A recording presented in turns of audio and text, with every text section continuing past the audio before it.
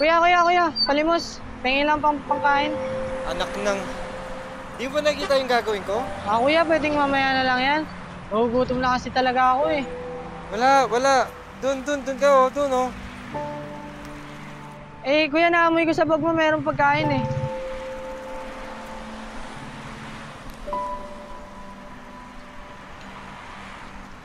Kuya, salamat pala sa pagkain ah. Bakit nyo pala gagawin yung bagay na yun? Kuya, gusto mo? Baka magutom ka sa pagbaba mo eh. Kuya, alam niyo po ba masama yung gagawin niyo? Bakit niyo po ba kasi gagawin yung bagay na yun?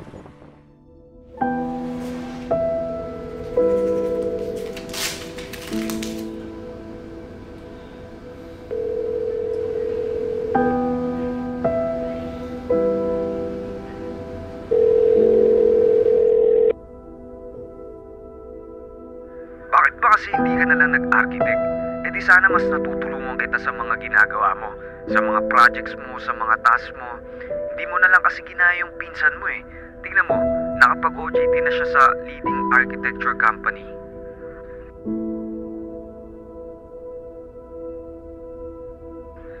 May mararating ka ba dyan?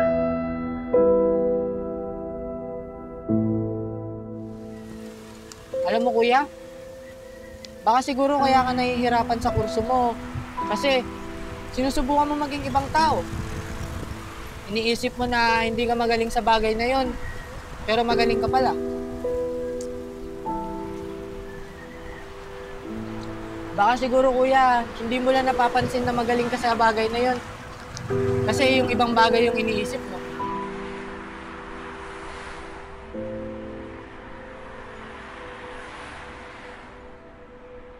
Gandaran kuya, kuha mo?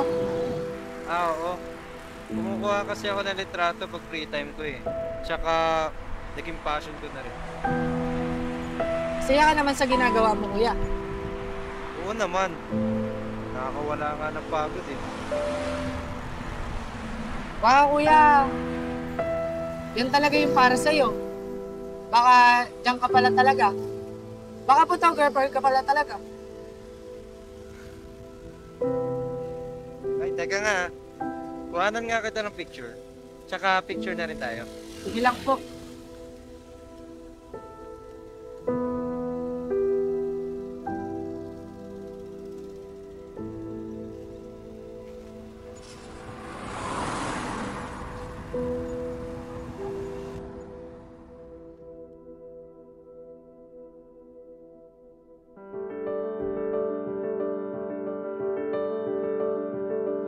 Nice work, Mr. Trinidad.